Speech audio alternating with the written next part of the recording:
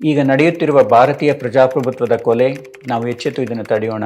ಕಿರು ಪುಸ್ತಕದ ಓದು, ತಾರೀಕು 21 ಏಪ್ರಿಲ್ 2026. ಭಾಗ 5. ಚುನಾವಣಾ ಆಯೋಗವು ಈಗ ಜನತೆಯ ದಾರಿಯನ್ನು ತಪ್ಪಿಸುವ ಮತ್ತು ಏಕಪಕ್ಷೀಯ, ಅನ್ಯಾಯಯುತ ಮತ್ತು ಅಸಂವಿಧಾನಿಕ SIR ವಿಶೇಷ ತೀವ್ರ ಪರಿಷ್ಕರಣೆ ನಡೆಸುತ್ತಿದೆ. ಬನ್ನಿ ನೋಡೋಣ. ಚುನಾವಣಾ ಆಯೋಗವು ಈಗ ಜನತೆಯನ್ನು ದಾರಿ ತಪ್ಪಿಸುವಂತಹ ಏಕಪಕ್ಷೀಯ, ಅನ್ಯಾಯಯುತ ಮತ್ತು ಅಸಂವಿಧಾನಿಕ SIR ವಿಶೇಷ ತೀವ್ರ ಪರಿಷ್ಕರಣೆ ನಡೆಸುತ್ತಿದೆ. SIR ಅಂದರೆ ಸ್ಪೆಷಲ್ ಇಂಟೆನ್ಸಿವ್ ರಿವಿಷನ್ ಅಂತ ಏನು ಹೇಳ್ತಾರೆ, ವಿಶೇಷ ತೀವ್ರ ಪರಿಷ್ಕರಣೆ ಅಂತ. ಅದು ಆ್ಯಕ್ಚುಲಿ ಪರಿಷ್ಕರಣೆಯೇ ಅಲ್ಲ, ಅದು ರಿವಿಷನ್ನೇ ಅಲ್ಲ. SIR ಎಂಬುದು ಈಗಿರುವ ಮತದಾರರ ಪಟ್ಟಿಯನ್ನು ಸಂಪೂರ್ಣವಾಗಿ ರದ್ದುಪಡಿಸಿ ಹೊಸ ಮತದಾರರ ಪಟ್ಟಿಯನ್ನು ಸೃಷ್ಟಿಸುವ ಒಂದು ಪ್ರಕ್ರಿಯೆ ಆಗಿದೆ. ಇದರ ಪರಿಣಾಮವಾಗಿ ಈಗಿರುವ ಮತದಾರರ ಗುರುತಿನ ಚೀಟಿಗಳು ಸ್ವಯಂಚಾಲಿತವಾಗಿ ರದ್ದಾಗುತ್ತೆ. ಇದನ್ನು ಪರಿಷ್ಕರಣೆ ಎಂದು ಕರೆಯುವ ಮೂಲಕ ಚುನಾವಣಾ ಆಯೋಗವು ಸಾಮಾನ್ಯ ಜನರನ್ನು ದಾರಿ ತಪ್ಪಿಸ್ತಾ ಇದೆ. ನೋಡಿ, ಮಿಸ್ಲೀಡ್ ಮಾಡ್ತಾ ಇದ್ದಾರೆ ಇವರು. ನಿಜವಾದ ಪರಿಷ್ಕರಣೆಯಲ್ಲಿ ಒಬ್ಬರ ಹೆಸರನ್ನು ತೆಗೆದು ಹಾಕಬೇಕಾದ್ರೆ, ಡಿಲೀಟ್ ಮಾಡಬೇಕಾದ್ರೆ ಆಯೋಗವು ಆ ವ್ಯಕ್ತಿಗೆ ನೋಟಿಸ್ ನೀಡಬೇಕು, ಅಲ್ಲಿ ವಿಚಾರಣೆ ನಡೆಯಬೇಕು, ಅಧಿಕೃತ ಆದೇಶ ಹೊರಡಿಸಬೇಕು ಮತ್ತು ಆ ಆದೇಶದ ವಿರುದ್ಧ ಮೇಲ್ಮನವಿ ಸಲ್ಲಿಸಲು ಒಂದು ಅವಕಾಶವಿರಬೇಕು. ಆದರೆ SIRನಲ್ಲಿ ಇಂತಹ ಯಾವುದೇ ವ್ಯವಸ್ಥೆ ಇಲ್ಲ. ಪರಿಷ್ಕರಣೆ, ರಿವಿಷನ್ ಅಂದರೆ ಏನು? ಇದೊಂದು ಮತದಾರ ಪಟ್ಟಿ ಅಂತ ಅಂದ್ಕೊಳ್ಳಿ, ಎಲ್ಲರ ಹೆಸರಿದೆ. ಓಕೆಪ್ಪ, ಇವರು ತೀರೋಗಿದ್ದಾರೆ, ಇವರು ಬೇರೆ ಯಾವುದೋ ಜಾಗಕ್ಕೆ ಶಿಫ್ಟ್ ಆಗಿದ್ದಾರೆ, ಇದನ್ನು ತೆಗಿಬೇಕು. ಓಕೆ, ಆಮೇಲೆ ಆ ರೀತಿ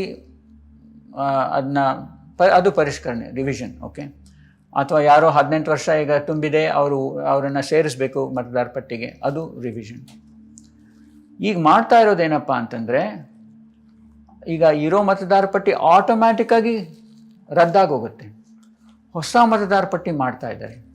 ಅದು ರಿವಿಷನ್ ಹೆಂಗಾಗುತ್ತೆ ನೋಡಿ, ಎಷ್ಟು ಚುನಾವಣಾ ಆಯೋಗ ನಮ್ಮನ್ನು ಮಿಸ್ಲೀಡ್ ಮಾಡ್ತಾ ಇದೆ, ನಮಗೆ ದಾರಿ ತಪ್ಪಿಸ್ತಾ ಇದ್ದಾರೆ.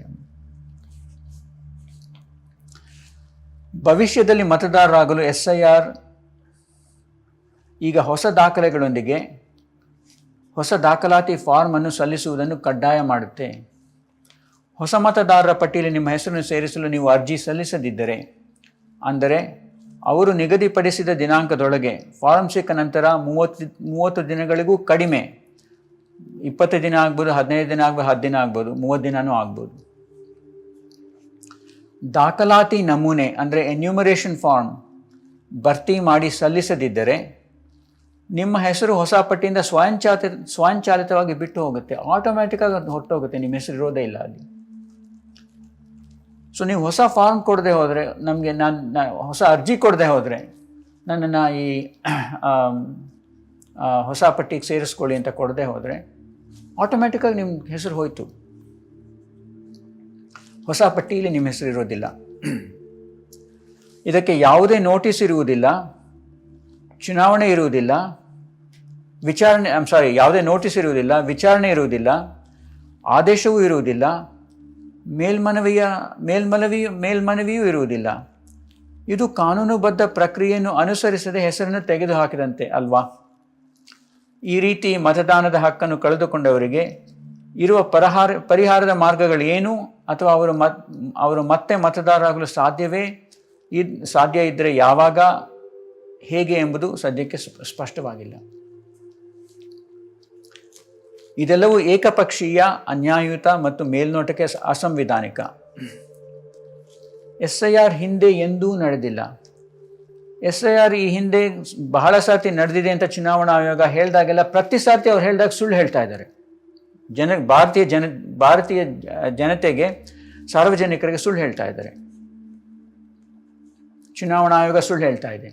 ಮತದಾರರ ಪಟ್ಟಿಯ ಪರಿಷ್ಕರಣೆಗಳು ಪ್ರತಿ ವರ್ಷ ಮತ್ತು ಚುನಾವಣೆಗಳಿಗೂ ಮೊದಲು, ಅಂದರೆ ಸಮರಿ ರಿವಿಷನ್ಸ್, ಸಾಮಾನ್ಯವಾಗಿ ನಡೆಯುತ್ತವೆ. ಒಂದು ವೇಳೆ ಮತದಾರರು ಸ್ಥಳಾಂತರಗೊಂಡಿದ್ದರೆ, ಮರಣ ಹೊಂದಿದ್ದರೆ, ಅಥವಾ ನಕಲಿ ಹೆಸರುಗಳಿದ್ದರೆ, 18 ವರ್ಷ ಮೇಲ್ಪಟ್ಟ ಹೊಸ ಮತದಾರರು ಇದ್ದರೆ, ಅಥವಾ ಯಾರಾದರೂ ಮತದಾರರು ಹೊಸದಾಗಿ ಆ ಸ್ಥಳಕ್ಕೆ ಬಂದು ವಾಸಿಸಿದ್ದರೆ, ಅಂಥ ಮಾಹಿತಿಗಳನ್ನು ಪಡೆದು ಆಯೋಗದ ಏಜೆಂಟ್ಗಳು ನಿಯಮಾನುಸಾರ ಪಟ್ಟಿಯನ್ನು ನವೀಕರಿಸುತ್ತಾರೆ. ಸೊ ರಿವೈಸ್ ಮಾಡಿ ರಿನ್ಯೂ ಮಾಡ್ತಾರೆ, ಅಪ್ಡೇಟ್ ಮಾಡ್ತಾರೆ. ಸುಮಾರು ಪ್ರತಿ 10 ವರ್ಷಗಳಿಗೊಮ್ಮೆ ತೀವ್ರ ಪರಿಷ್ಕರಣೆಗಳು ಅಂದರೆ ಇಂಟೆನ್ಸಿವ್ ರಿವಿಷನ್ಸ್ ನಡೆದಿವೆ. ಈ ಇಂಟೆನ್ಸಿವ್ ರಿವಿಷನ್ ಅಥವಾ ತೀವ್ರ ಪರಿಷ್ಕರಣೆಗೂ ಸಾಮಾನ್ಯ ವರ್ಷ ನಡೆಯುವ ಸಮರಿ ರಿವಿಷನ್ಸ್ಗೂ ಅಂದರೆ ಪ್ರತಿ ವರ್ಷ ನಡೆಯುವ ಪರಿಷ್ಕರಣೆಗೂ ವ್ಯತ್ಯಾಸ ಏನಪ್ಪ ಅಂದರೆ, ಇಂಟೆನ್ಸಿವ್ ರಿವಿಷನಲ್ಲಿ ತೀವ್ರ ಪರಿಷ್ಕರಣೆಯಲ್ಲಿ ಆಯೋಗದ ಏಜೆಂಟ್ಗಳು ಮನೆಗೆ ಹೋಗಿ ಅಸ್ತಿತ್ವದಲ್ಲಿರುವ ಪಟ್ಟಿಯನ್ನು ಸಂಪೂರ್ಣವಾಗಿ ಪರಿಶೀಲಿಸಿ ಎಲ್ಲರಿಗೂ ನ್ಯಾಯಯುತವಾಗಿ ಇರುವಂತೆ ಖಾತ್ರಿ ಮಾಡಲು ನಿಗದಿತ ಪ್ರಕ್ರಿಯೆಗಳ ಪ್ರಕಾರ ನವೀಕರಿಸುತ್ತಾರೆ. ಸೊ ಏಜೆಂಟ್ಗಳು ಅವರು ಇರೋ ವೋಟರ್ ಲಿಸ್ಟನ್ನು ತೊಗೊಂಡೋಗಿ ಮನೆಗೂ ಹೋಗಿ, ಹೌದಮ್ಮ, ಏನಪ್ಪ ನೋಡಿಮ್ಮ, ನಿಮ್ಮ ಮನೆಯಲ್ಲಿ ಯಾರು ಈ 3 ಜನ ವೋಟರ್ ಇದ್ದಾರಾ, ಈ 4 ಜನ ವೋಟರ್ ಇದ್ದಾರೆ, 2 ವೋಟರ್ ಇದ್ದಾರಾ, ಅವರು ಯಾರಾದರೂ ತೀರೋಗಿರೋರು ಇದ್ದಾರಾ, ಯಾರಾದ್ರು ಈಗ 18 ವರ್ಷ ಆಗಿರೋರು ಇದ್ದಾರಾ, ನೀವು ಇಲ್ಲಿ ಹೊಸದಾಗಿ ಬಂದಿದ್ದೀರಾ ಈ ಮನೆಗೆ, ಅಥವಾ ಇಲ್ಲಿ ಯಾರು ಇಲ್ಲ ಅಂತಂದರೆ ವಿಚಾರಿಸಿ, ಯಾರು ಇಲ್ಲ, ಇಲ್ಲಿರೋರು ಎಲ್ಲೋ ಬೇರೆ ಕಡೆಗೆ ಸ್ಥಳಾಂತರಗೊಂಡಿದ್ದಾರೆ. ಒಟ್ಟಿನಲ್ಲಿ ಅವ್ರ ಮನೆಗೂ ಹೋಗಿ ಪರಿಶೀಲನೆ ಮಾಡಿ ವಿಚಾರಿಸಿ ಮಾಡುವಂಥದ್ದಕ್ಕೆ ತೀವ್ರ ಪರಿಷ್ಕರಣೆ ಅನ್ನೋದು. 1950ರಿಂದ ಈಗಿನವರೆಗೆ ಎಲ್ಲ ಪರಿಷ್ಕರಣೆಗಳ ಪ್ರಮುಖ ಲಕ್ಷಣವೆಂದರೆ, ಒಬ್ಬ ವ್ಯಕ್ತಿಯು ಒಂದು ಸ್ಥಳದಲ್ಲಿ ಮತದಾರರಾಗಿದ್ದು ಅದೇ ಸ್ಥಳದಲ್ಲಿ ವಾಸಿಸುತ್ತಿದ್ದರೆ ಅವರು ಏನನ್ನೂ ಮಾಡದೆ ಮತದಾರರಾಗಿ ಮುಂದುವರಿಯುತ್ತಾರೆ. ನೀವೊಂದು ಜಾಗದಲ್ಲಿ ವಾಸ ಮಾಡ್ತಾ ಇದ್ದೀರಿ, 10 ವರ್ಷದಿಂದ 15 ವರ್ಷದಿಂದ ನೀವು ಅಲ್ಲೇ ವೋಟ್ ಹಾಕ್ತಾ ಇದ್ದೀರಿ, ನೀವು ಈಗಲೂ ಅಲ್ಲೇ ಇದ್ದೀರಿ, ನೀವು ಏನೂ ಮಾಡದೇ ಇದ್ದರೂ ಕೂಡ ನೀವು ಆಟೋಮ್ಯಾಟಿಕ್ಕಾಗಿ ವೋಟರಾಗಿ ಕಂಟಿನ್ಯೂ ಆಗ್ತೀರಿ. ಅಂತಹ ಮತದಾರರು ಅದೇ ವಾಸಸ್ಥಳದಲ್ಲಿ ಮತದಾರರಾಗಿ ಮುಂದುವರೆಯಲು ಯಾವುದೇ ಫಾರ್ಮ್ ಭರ್ತಿ ಮಾಡುವ ಅಗತ್ಯವಿರಲಿಲ್ಲ. ಸೊ ನೀವು ಅಲ್ಲೇ ವಾಸ ಮಾಡ್ತಾ ಇದ್ದು ಇದ್ದರೆ ನೀವು ಆಟೋಮ್ಯಾಟಿಕ್ಕಾಗಿ ಮುಂದುವರಿತೀರಿ ಮತದಾರರಾಗಿ. ನೀವು ಹೊಸ ಫಾರ್ಮ್, ಯಾವುದೇ ರೀತಿ ಫಾರ್ಮ್ ಆಗಲಿ ಏನು ಮಾಡೋ ಅವಶ್ಯಕತೆ ಇರಲಿಲ್ಲ. ಈ ಕೆಳಗಿನ ಎರಡು ವಿಷಯಗಳು ಭಾರತದಲ್ಲಿ ಹಿಂದೆಂದೂ ಸಂಭವಿಸಿಲ್ಲ. ಅಸ್ತಿತ್ವದಲ್ಲಿರುವ ಮತದಾರರು ಪಟ್ಟಿಯಲ್ಲಿ ಮುಂದುವರಿಯಲು ಹೊಸದಾಗಿ ಅರ್ಜಿ ನೀಡುವಂತೆ ಯಾವತ್ತೂ ಕೇಳಿರಲಿಲ್ಲ. ಈಗ ಚುನಾವಣಾ ಆಯೋಗ ಏನು ಹೇಳುತ್ತೆ, ವಿಶೇಷ ತೀವ್ರ ಪರಿಷ್ಕರಣೆ ಆಗಾಗ ನಡೀತಾನೆ ಇದೆ, ಕರ್ನಾಟಕದಲ್ಲೂ 5-6 ಸರ್ತಿ ನಡೆದಿದೆ, 7-8 ಸರ್ತಿ ನಡೆದಿದೆ, ಬರೀ ಸುಳ್ಳು. ಇದುವರೆಗೂ ಯಾವುದೇ ಸಮಯದಲ್ಲಿ ಇರುವ ಮತದಾರರು ಅದೇ ಜಾಗದಲ್ಲಿದ್ದು ಏನು ಬದಲಾವಣೆ ಇಲ್ಲ ಅಂತಂದರೆ ಅವರು ಹೊಸ ಅರ್ಜಿ ಫಾರ್ಮ್ ಭರ್ತಿ ಮಾಡಿಕೊಡೋ ಅವಶ್ಯಕತೆ ಇರಲಿಲ್ಲ. ಅದು ಸುಳ್ಳು. ಆಮೇಲೆ ಇನ್ನೊಂದು, ಇದುವರೆಗೂ ಹಿಂದೆ ಎಂದೂ ಸಂಭವಿಸಿರಲಿಲ್ಲ. ಏನಪ್ಪ ಅಂದರೆ, ಅಸ್ತಿತ್ವದಲ್ಲಿರುವ ಮತದಾರರಿಂದ ಭಾರತೀಯ ಪೌರತ್ವದ ಪುರಾವೆಯನ್ನು ಯಾವತ್ತೂ ಕೇಳಿರಲಿಲ್ಲ. ಭಾರತವು ಹಿಂದೆಂದೂ ಜನರಿಗೆ ಪೌರತ್ವ ಪ್ರಮಾಣ ಪತ್ರಗಳನ್ನು ನೀಡಿಲ್ಲ. ಸಿಟಿಸನ್ಶಿಪ್ ಸರ್ಟಿಫಿಕೇಟ್ ಅಂತ ಇದುವರೆಗೂ ನಮ್ಮ ದೇಶ ಯಾರಿಗೂ ಕೊಟ್ಟಿಲ್ಲ ಪ್ರಜೆಗಳಿಗೆ. ಹೀಗಿರುವಾಗ ಚುನಾವಣಾ ಆಯೋಗವು ಪೌರತ್ವದ ಪುರಾವೆ ಕೇಳುವುದು ತಪ್ಪಾಗುತ್ತಲ್ವಾ? SIRಗೆ ಸಂಪೂರ್ಣವಾಗಿ ಅವಾಸ್ತವಿಕ, ಅತ್ಯಂತ ಸಂಕುಚಿತ ಸಮಯದ ಚೌಕಟ್ಟು. ಸೊ ಈ ಮೇಲೆ ಏನು ಹೇಳಿದ್ದೀವಿ, ಒಂದು, ನೀವು ಅಲ್ಲೇ ವೋಟರ್ ಆಗಿದ್ದು ಏನು ಬದಲಾವಣೆ ಇಲ್ಲ ಅಂದರೆ ನೀವೇನು ಮಾಡದೇ ಇದ್ರೂ ನೀವು ಆಟೋಮ್ಯಾಟಿಕ್ಕಾಗಿ ವೋಟರಾಗಿ ಕಂಟಿನ್ಯೂ ಆಗ್ತೀರಿ. ಆ ಥರ ಇತ್ತು ಇದುವರೆಗೂ ವ್ಯವಸ್ಥೆ. ನಮ್ಮ 1950ರಿಂದ ಈಗಿನ ತನಕ ಅದೇ ರೀತಿ ಇದ್ದೀನಿ. ಆಮೇಲೆ ಚುನಾವಣಾ ಆಯೋಗಕ್ಕೆ ಭಾರತದ ಪೌರತ್ವದ ಪುರಾವೆ ಕೇಳುವ ಅಧಿಕಾರ ಇಲ್ಲ. ಆ್ಯಕ್ಚುಲಿ ಅದಕ್ಕೆ ಬೇರೆ ಪ್ರಕ್ರಿಯೆ ಇದೆ. ಭಾರತ ಪ್ರಜೆ ಅಲ್ಲ ಅಂತ ಸಂಶಯ ಇದ್ದರೆ ಅದಕ್ಕೆ ಏನು ಮಾಡಬೇಕು, ಅದು ಬೇರೆ ಪ್ರಕ್ರಿಯೆ ಇದೆ. SIRಗೆ ಆಮೇಲೆ ಇನ್ನೊಂದು ಅತಿ ಮುಖ್ಯ ಅಂಶ, ಈಗ ಮಾಡ್ತಿರೋ SIRಗೆ ಸಂಪೂರ್ಣವಾಗಿ ಅವಾಸ್ತವಿಕ, ಟೋಟಲಿ ಇಂಪ್ರಾಕ್ಟಿಕಲ್, ಅತ್ಯಂತ ಸಂಕುಚಿತ, ಬಹಳ ಕಂಪ್ರೆಸ್ಡ್ ಸಮಯದ ಚೌಕಟ್ಟು. ಇಷ್ಟು ಟೈಮಲ್ಲೇ ಮಾಡಬೇಕಂತೇಳಿ ಪ್ರತಿ ಬೂತ್ನಲ್ಲಿ ಸುಮಾರು 1,000 ಮತದಾರರು ಇರ್ತಾರೆ. ನೆಲಮಟ್ಟದ ವಾಸ್ತವಿಕವಾಗಿ ಅಂದರೆ ಗ್ರೌಂಡ್ ಲೆವೆಲ್ ರಿಯಾಲಿಟಿ ಏನಪ್ಪ ಅಂದರೆ, ಈ SIR ಪ್ರಕ್ರಿಯೆಯನ್ನು ಒಬ್ಬರೇ ಬೂತ್ ಮಟ್ಟದ ಅಧಿಕಾರಿ, ಒಂದು BLO ಮಾಡಬೇಕಾಗತ್ತೆ. ಆ BLO ಅವರು ಮೊದಲ ಸುತ್ತಿನಲ್ಲಿ ಒಂದು ರೌಂಡ್ ಎಲ್ಲ ಕಡೆ ಹೋಗಿ ಮನೆಗೆ ಹೋಗಿ ಇದು ಅವ್ರು ಹೇಳೋದು SIR ಈ ರೀತಿ ಮಾಡಬೇಕಂತೇಳಿ. ಮನೆ ಮನೆಗೆ ಹೋಗಿ ಪ್ರತಿ ಮತದಾರರಿಗೂ ಒಂದು ದಾಖಲಾತಿ ನಮೂನೆ ಎನ್ರೋಲ್ಮೆಂಟ್ ಫಾರ್ಮ್ ನೀಡಬೇಕು.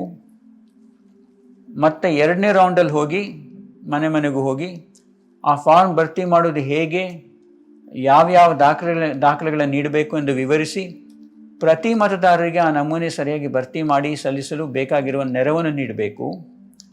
ಆಮೇಲೆ 3ನೇ ಸುತ್ತಿನಲ್ಲಿ ಆ ಫಾರ್ಮ್ ಮತ್ತು ದಾಖಲೆಗಳನ್ನು ಸಂಗ್ರಹಿಸಿ ಚುನಾವಣಾ ಆಯೋಗ ನೀಡಿರುವ ಒಂದು BLO ಆ್ಯಪ್ ಮೂಲಕ ಎಲ್ಲ ನಮೂನೆ ಫಾರ್ಮ್ಗಳನ್ನು ದಾಖಲೆಗಳನ್ನು ಅಪ್ಲೋಡ್ ಮಾಡಬೇಕು.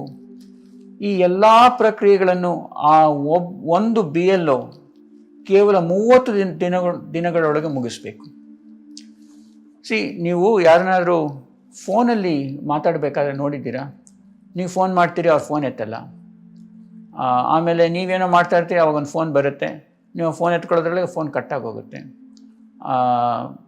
ಹೀಗೆ ನಾವು ಅಥವಾ ಯಾರನ್ನಾದರೂ ಹೋಗಿ ಭೇಟಿ ಮಾಡಬೇಕಂದ್ರೆ ಫೋನ್ಗಳು ಈಗಿರೋ ಕಾಲಕ್ಕೆ ಮೊದಲು ಮನೆಗೆ ಹೋಗಿ ಭೇಟಿ ಮಾಡಬೇಕಾಗಿತ್ತು, ಅಥವಾ ಅವ್ರು ಕೆಲಸ ಮಾಡೋ ಜಾಗಕ್ಕೆ ಹೋಗಿ ಭೇಟಿ ಮಾಡಬೇಕಾಗಿತ್ತು. ನೀವು ಹೋಗ್ತೀರಿ, ಅವ್ರು ಇರಲ್ಲ. ಆಮೇಲೆ ಈಗ ಮೊಬೈಲ್ ಫೋನ್ಗಳೆಲ್ಲರ ಹತ್ರ ಇದೆ. ನನಗೆ ಜ್ಞಾಪಕ ಇದೆ, ನಾನು ಅಮೇರಿಕಾದಲ್ಲಿ ತುಂಬ ವರ್ಷ ವಾಸ ಮಾಡಿದ್ದೆ. ಅಲ್ಲಿ ಡಾಕ್ಟರ್ ಕೆಲಸ ಮಾಡಿದ್ದೀನಿ. ಅಲ್ಲಿ ಆವಾಗ ಆ ಕಾಲದಲ್ಲಿ ಮೊಬೈಲ್ ಫೋನ್ಸ್ ಇರಲಿಲ್ಲ, ಅಲ್ಲೂ ಇರಲಿಲ್ಲ, ಅಮೇರಿಕಾದಲ್ಲೂ ಇರಲಿಲ್ಲ. ಬಟ್ ಇಂಡಿಯಾದಲ್ಲಿ ಸಾಮಾನ್ಯ ಫೋನ್ ವ್ಯವಸ್ಥೆ ತುಂಬ ಕೆಟ್ಟದಾಗಿತ್ತು. ಆದರೆ ಅಮೇರಿಕಾದಲ್ಲಿ ತುಂಬ ಚೆನ್ನಾಗಿತ್ತು. ಎಲ್ಲರ ಮನೆಯಲ್ಲೂ ಎಲ್ಲರ ಆಫೀಸಲ್ಲೂ ಫೋನುಗಳಿತ್ತು. ಯಾರ ಥರ ಮಾತಾಡ್ಬೇಕು, ನಾ ಫೋನ್ ಮಾಡಿದಾಗ ಅವರಿಲ್ಲ, ಅವ್ರು ಮಾಡಿದಾಗ ನಾನಿಲ್ಲ, ಅಥವಾ ಏನೇನೋ ಸಮಸ್ಯೆ, ಅಥವಾ ಏನೋ ಮೀಟಿಂಗಲ್ಲಿದ್ದಾರೆ, ಅಥವಾ ಇನ್ನೇನೋ ಎಲ್ಲೋ ಬ್ಯುಸಿ ಇದ್ದಾರೆ, ಸಮಸ್ಯೆ. ಹಾಗಿರುವಾಗ ನೀವು ಪ್ರತಿ ಮನೆಗೂ ಹೋಗಿ ಈ ಫಾರ್ಮ್ ಕೊಡಬೇಕು. ನೀವು ಹೌದು ರೀ, BLO ಬಂದಾಗ ಮನೇಲಿ ನೀವು ಇರಲಿಲ್ಲ ಅಂದರೆ, ಯಾರೂ ಇರಲಿಲ್ಲ ಅಂದರೆ, ಯಾರು ಜವಾಬ್ದಾರಿ ತೊಗೊಳ್ಳೋಂಥವ್ರು ಯಾರೂ ಇರಲಿಲ್ಲ ಅಂದರೆ, ಮನೆಗೆ ಬೀಗ ಹಾಕಿತ್ತು ಅಂದರೆ ಏನು ಮಾಡ್ತಾರೆ? ಆ ಒಂದು ರೌಂಡ್ ಹೋಗಿಬಿಡ್ತಾರಾ? ಏನು ವ್ಯವಸ್ಥೆ ಇದೆ ಅದಕ್ಕೆ? ವ್ಯವಸ್ಥೆ ಸಾಧ್ಯ, ಓಕೆ. ಬಟ್ ಒಂದು ಸರ್ತಿ ಬಂದರು, ಓಕೆ, ಅವ್ರು 2ನೇ ಸರ್ತಿ ಬರ್ತಾರೆ, ಆವಾಗ ನೀವು ಮಾತಾಡೋರಂತೆ ಅಂತ ಹೇಳಿದ್ರೆ ಅದು ಸರಿ ಹೋಗುತ್ತಾ? 2ನೇ ಸರ್ತಿ ಬರೋಷ್ಟು ಇನ್ನೊಂದು 10 ದಿನ ಬಿಟ್ಕೊಂಡು ಬರ್ಬೋದು, 15 ದಿನ ಬಿಟ್ಕೊಂಡು ಬರ್ಬೋದು. ಆ್ಯಕ್ಚುಲಿ ಈ ಸಮಯದ ಒತ್ತಡ ಹೇಗಿದೆ BLOಗಳ ಮೇಲೆ ಅಂದರೆ, ಅವ್ರು 3 ಸರ್ತಿ ಎಲ್ಲ ಮನೆಗೂ ಹೋಗಿ ಮಾಡೋದಕ್ಕೆ ಸಾಧ್ಯನೇ ಇಲ್ಲ. ಈ ಚುನಾವಣಾ ಆಯುಕ್ತರಿಗೆ, ಉನ್ನತ ಅಧಿಕಾರಿಗಳಿಗೆ ಏನು ಈ ಥರ ರೂಲ್ಸ್ ಮಾಡಿದ್ದಾರೆ, ಅವ್ರನ್ನ ಆ್ಯಕ್ಚುಲಿ ಒಂದು BLO ಥರ ಕೆಲಸ ಮಾಡಿ 1 ತಿಂಗಳು ಪೂರ್ತಿ ಯಾವುದೋ ಒಂದು ಬೂತ್ನಲ್ಲಿ 1000 ಮನೆಗಳಿಗೆ 1000 ವೋಟರ್ಸ್ ಇರೋ ಅವ್ರ ಮನೆಗೂ ಹೋಗಿ ಅವ್ರು ಏನು ಹೇಳಿದ್ದಾರೆ ಮಾಡಬೇಕು ಅಂತ ಮಾಡಿ ತೋರಿಸ್ಲಿ. ಎಲ್ಲಿ ನ್ಯಾಯಯುತವಾಗಿ ಮೋಸ ಇಲ್ಲದೆ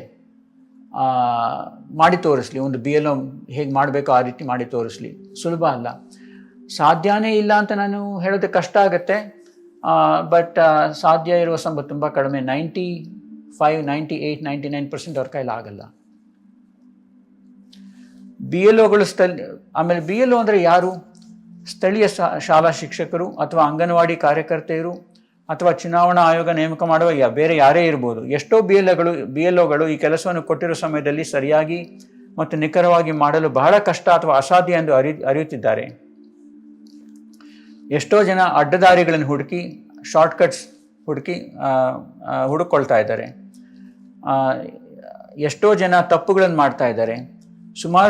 ಸುಮಾರಷ್ಟು ಜನ ಈ ಕೆಲಸದ ಒತ್ತಡ ತಡೆಯಲಾದ ಆತ್ಮಹತ್ಯೆ ಮಾಡಿಕೊಂಡಿದ್ದಾರೆ. ಸುಮಾರು ಅಂದಾಜು 100 ಜನ BLOಗಳು ಆತ್ಮಹತ್ಯೆ ಮಾಡಿಕೊಂಡಿದ್ದಾರೆ ಈ ಒತ್ತಡ ತಡೆಯಲಾರದೆ. ಇದು ವರದಿಗಳು. ಓಕೆ, ಚುನಾವಣಾ ಆಯೋಗ ಇದು ಅಧಿಕೃತವಾಗಿ ಎಷ್ಟು ಜನ ಆತ್ಮಹತ್ಯೆ ಮಾಡಿಕೊಂಡಿದ್ದಾರೆ ಅಂತ ವರದಿ ಕೊಟ್ಟಿಲ್ಲ. ಅವ್ರು ಈ ವರದಿ ಕೊಡಿ. ಅವ್ರು ಚುನಾವಣಾ ಆಯೋಗ ಎಲ್ಲದಕ್ಕೂ ಪಾರದರ್ಶಕತೆ ಇಲ್ಲದ ರೀತಿಯಲ್ಲಿ ನಡ್ಕೊಂಡಿದ್ದಾರೆ.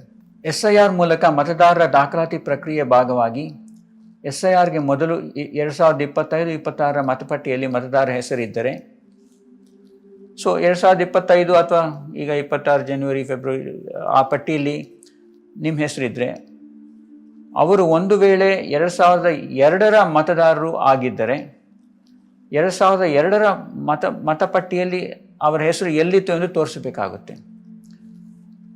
ಸ್ವಾಮಿ, 2002ರಲ್ಲಿ 2026ರಲ್ಲಿ 24 ವರ್ಷಗಳ ಹಿಂದೆ ಯಾವುದೋ ಮತದಾರ ಪಟ್ಟಿ, ಆವಾಗ 24 ವರ್ಷಗಳಲ್ಲಿ ಏನೆಲ್ಲ ಬದಲಾವಣೆ ಆಗುತ್ತೆ.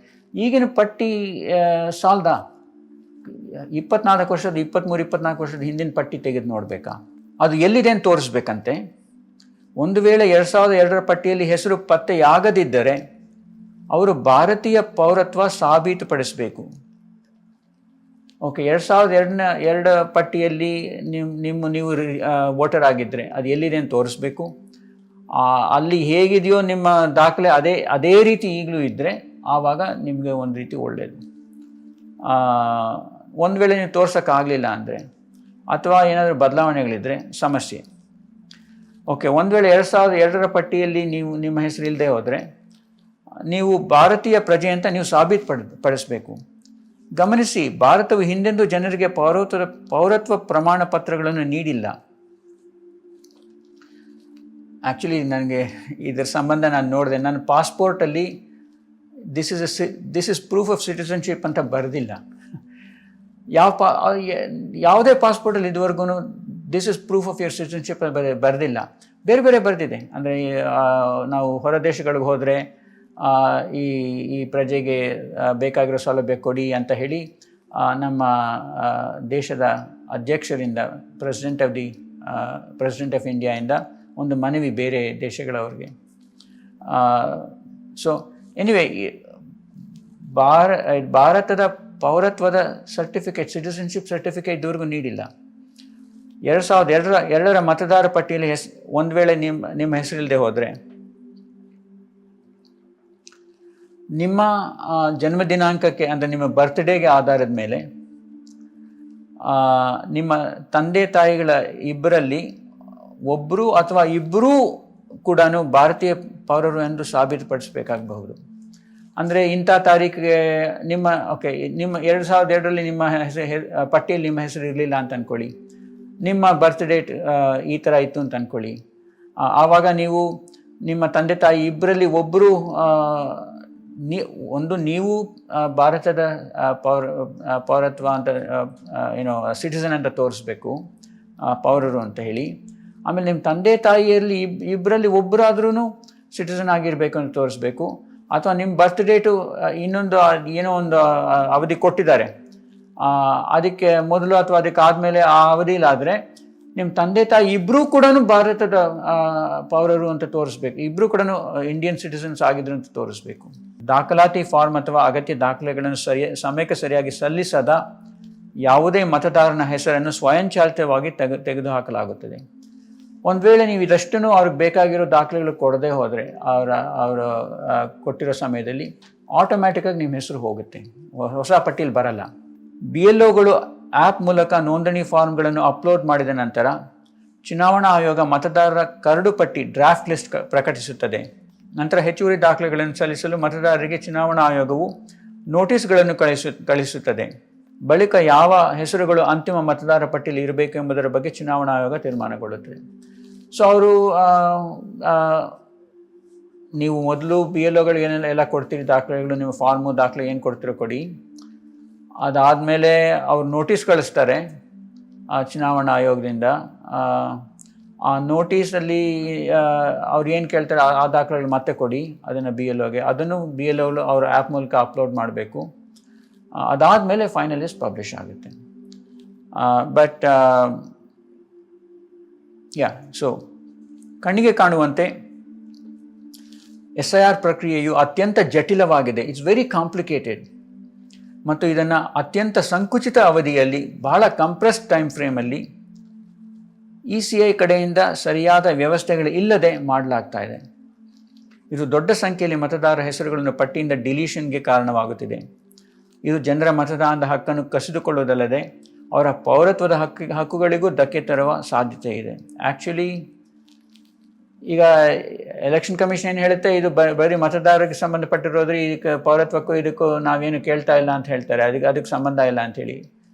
ಈಗ ಬಿಹಾರದಲ್ಲಿ ಯಾರನ್ನ ಮತದಾರ ಪಟ್ಟಿನ ತೆಗೆದುಹಾಕಿದ್ದಾರೆ, ಪಶ್ಚಿಮ ಬಂಗಾಳದಲ್ಲಿ ಯಾರನ್ನ ಮತದಾರ ಪಟ್ಟಿನ ತೆಗೆದುಹಾಕಿದ್ದಾರೆ. ಎರಡೂ ಕಡೆ ಅಧಿಕೃತವಾಗಿ ಅಲ್ಲಿ BJP ಸರ್ಕಾರಗಳಿದೆ. ಈಗ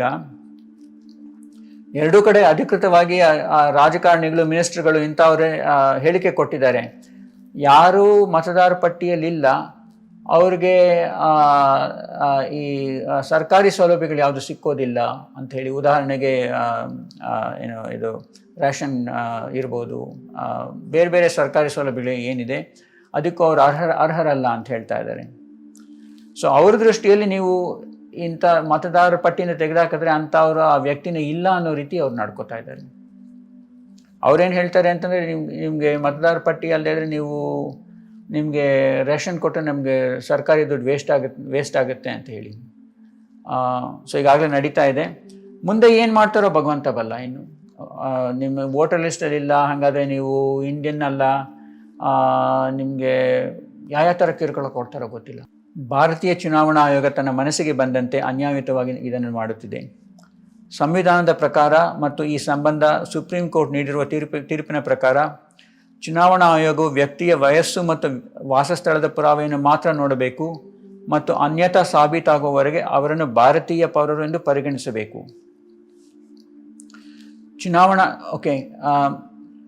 ಚುನಾವಣಾ ಆಯೋಗ ECI ತನಗೆ ತಾನೇ ಮತದಾರರಿಂದ ಭಾರತೀಯ ಪೌರತ್ವದ ಪುರಾವೆಯನ್ನು ಕೇಳುವ ಹಕ್ಕು ಹೊಂದಿಲ್ಲ. ಒಬ್ಬ ವ್ಯಕ್ತಿಯ ಪೌರತ್ವವನ್ನು ನಿರ್ಧರಿಸುವ ಹಕ್ಕು ಕೂಡ ಚುನಾವಣಾ ಆಯೋಗಕ್ಕೆ ಇಲ್ಲ. ಪೌರತ್ವದ ಬಗ್ಗೆ ಸಂಶಯವಿದ್ದರೆ ಆಯೋಗವು ಈ ಪ್ರಕರಣವನ್ನು ಗೃಹ ಸಚಿವಾಲಯಕ್ಕೆ ವಹಿಸಬೇಕು. ಗೃಹ ಸಚಿವಾಲಯ ಎಲ್ಲ ಕಾನೂನಾತ್ಮಕ ಪ್ರಕ್ರಿಯೆಗಳ ಅನುಸಾರ ತನಿಖೆ ನಡೆಸಬೇಕು. ಸೊ ಚುನಾವಣಾ ಆಯೋಗಕ್ಕೆ, ಎಲೆಕ್ಷನ್ ಕಮಿಷನ್ಗೆ, ನಿಮ್ಗೆ 18 ವರ್ಷ 18 ವರ್ಷಕ್ಕೆ ಮೇಲ್ಪಟ್ಟವರ ನೀವು ಇಲ್ಲೇ ವಾಸ ಮಾಡೋರ, ಇಷ್ಟು ಮಾತ್ರ ನೋಡಬೇಕು ಅವರು. ಯಾರ ಮೇಲಾದರೂ ಇವರು ಭಾರತೀಯ ಪ್ರಜೆ ಅಲ್ಲ ಅಂತ ಸಂಶಯ ಇದ್ದರೆ ಅದನ್ನು ಗೃಹ ಸಚಿವಾಲಯಕ್ಕೆ ಅದನ್ನ ಮಾಹಿತಿ ಕೊಟ್ಟು ಗೃಹ ಸಚಿವಾಲಯ ಅದನ್ನು ತನಿಖೆ ನಡೆಸಬೇಕು. ಚುನಾವಣಾ ಆಯೋಗ ಅದನ್ನು ಭಾರತೀಯ ಪೌರತ್ವದ ಪ್ರೂಫ್ ಕೇಳೋ ಅಧಿಕಾರ ಇಲ್ಲ ಅವ್ರಿಗೆ, ಅಥವಾ ಇಂಥವರು ಭಾರತೀಯ ಪ್ರಜೆನ ಅಲ್ವಾ ಅಂತ ತೀರ್ಮಾನ ಮಾಡೋ ಅಧಿಕಾರ ಕೂಡ ಅವ್ರಿಗಿಲ್ಲ. ಆದರೆ ಈಗ ಆ ರೀತಿ ನಡ್ಕೋತಾ ಇದ್ದಾರೆ ಒಂದು ರೀತಿ ಅವರು. ಯಾರ ಮೇಲಾದರೂ ಸಂಶಯ ಇದ್ದರೆ ಅದಕ್ಕೆ ಹೋಮ್ ಮಿನಿಸ್ಟ್ರಿ, ಗೃಹ ಸಚಿವಾಲಯ ಸೂಕ್ತ ತನಿಖೆ ನಡೆಸಿ ಅದಕ್ಕೆ ನ್ಯಾಯಯುತ ರೀತಿಯಲ್ಲಿ ನ್ಯಾಯಬದ್ಧವಾಗಿ ತನಿಖೆ ನಡೆಸಿ ಅದಕ್ಕೆ ಒಂದು ಪ್ರಕ್ರಿಯೆ ನಡೆಸಬೇಕು. ಆಮೇಲೆ ತೀರ್ಮಾನ ಬರಬೇಕು. ಭಾರತವು ಈವರೆಗೆ ಜನರಿಗೆ ಯಾವುದೇ ಪೌರತ್ವ ಪ್ರಮಾಣ ಪತ್ರ ನೀಡಿರುವುದಿಲ್ಲ. ಹಾಗಾಗಿ ಆಯೋಗವು ನ್ಯಾಯಯುತವಾಗಿ ಮತದಾರರಿಂದ ಪೌರತ್ವ ದಾಖಲೆಗಳನ್ನು ಕೇಳುವ ಹಾಗಿಲ್ಲ. ಮೇಲಿನ ವಿಚಾರಗಳಿಂದ ಏನು ಸ್ಪಷ್ಟವಾಗುತ್ತೆ ಎಂದರೆ, ಭಾರತೀಯ ಚುನಾವಣಾ ಆಯೋಗವು ಮನಬಂದಂತೆ ಅನ್ಯಾಯಯುತವಾಗಿ SIR ಪ್ರಕ್ರಿಯೆ ನಡೆಸುತ್ತಿದೆ. ಇದು ಸಂವಿಧಾನ ವಿರೋಧಿಯಾಗಿದೆ. ಕೋಟಿಗಟ್ಟಲೆ ಮತದಾರರ ಹೆಸರನ್ನು ತೆಗೆದುಹಾಕಲಾಗುತ್ತಿದೆ. ಈಗಾಗಲೇ ಇದು ಬರೆಯುವಾಗ 5 ಕೋಟಿಗೂ ಹೆಚ್ಚಾಗಿದೆ ಅಂತ ವರದಿಗಳಿತ್ತು. ಇತ್ತೀಚಿನ ವರದಿಗಳಲ್ಲಿ 6 ಕೋಟಿಗೂ ಹೆಚ್ಚಾಗಿರೋ 6 ಕೋಟಿಗೂ ಹೆಚ್ಚು ಮತದಾರರ ಹೆಸರುಗಳನ್ನು ತೆಗೆದುಹಾಕಲಾಗಿದೆ. ಮತ್ತು ಹೀಗೆ ತೆಗೆದುಹಾಕುವ ಒಟ್ಟು ಮತದಾರರ ಸಂಖ್ಯೆ 10 ರಿಂದ 15 ಕೋಟಿ ತಲುಪುವ ಸಾಧ್ಯತೆ ಇದೆ. ಬಿಹಾರದಲ್ಲಿ 65 ಲಕ್ಷ ಹೆಸರುಗಳನ್ನು ತೆಗೆದುಹಾಕಲಾಗಿದೆ. ಉತ್ತರ ಪ್ರದೇಶದಲ್ಲಿ 2 ಕೋಟಿ 90 ಲಕ್ಷ ಹೆಸರುಗಳನ್ನು ತೆಗೆಯಲಾಗಿದೆ. ತಮಿಳುನಾಡಿನಲ್ಲಿ 97 ಲಕ್ಷ ಹೆಸರು ತೆಗೆಯಲಾಗಿದೆ. ಗುಜರಾತಲ್ಲಿ 74 ಲಕ್ಷ ಹೆಸರುಗಳನ್ನು ತೆಗೆಯಲಾಗಿದೆ.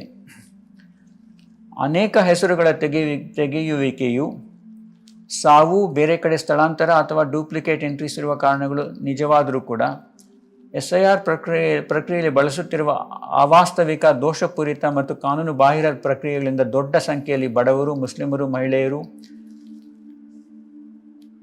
ಪರಿಶಿಷ್ಟ ಜಾತಿ ಮತ್ತು ಪರಿಶಿಷ್ಟ ಪಂಗಡದವರನ್ನು ಅನ್ಯಾಯಯುತವಾಗಿ ಪಟ್ಟಿಯಿಂದ ಹೊರಗೆ ಹಾಕಲಾಗ್ತಾ ಇದೆ.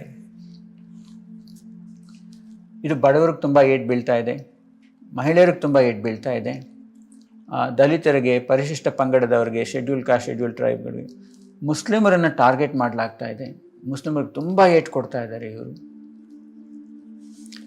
ಈ ಸಂಬಂಧ ಪ್ರಸ್ತುತ ಸುಪ್ರೀಂ ಕೋರ್ಟ್ನಲ್ಲಿ ವಿಚಾರಣೆ ನಡೆಯುತ್ತಿದೆ.